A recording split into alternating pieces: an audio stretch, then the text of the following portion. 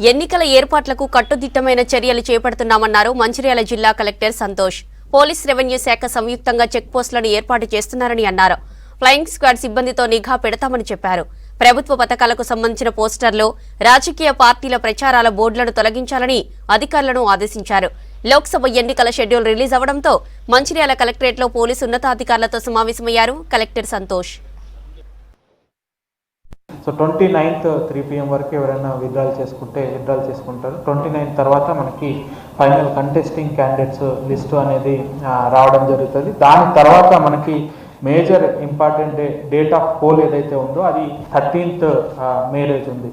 So 13th మే రోజు మనకి ఈ పోల్ అనేది జరుగుతూ ఉంటుంది. సో మనం అందరం కూడా మీ సైడ్ నుంచి కూడా మంచిర్యాల జిల్లా ప్రజలకు, అదేవిధంగా పెద్దపల్లి పార్లమెంట్ నియోజకవర్గ అందరికీ కూడా ఈ డేట్ ఆఫ్ పోల్ గురించి ఎక్కువగా వాళ్ళందరికీ ఇన్ఫార్మ్ చేయాలని కోరుకుంటున్నాను.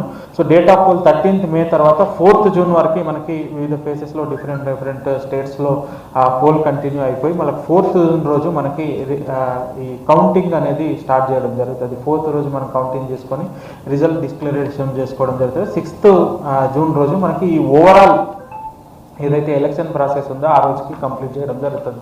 ఇంకా మనం ప్రతి పోలింగ్ స్టేషన్లో అష్యూర్డ్ మినిమం ఫెసిలిటీస్, టాయిలెట్స్ కావచ్చు, ర్యాంప్ కావచ్చు, ఎలక్ట్రిసిటీ కావచ్చు, ఇవన్నీ కూడా ఆల్రెడీ ప్రొవైడ్ చేయడం జరిగింది.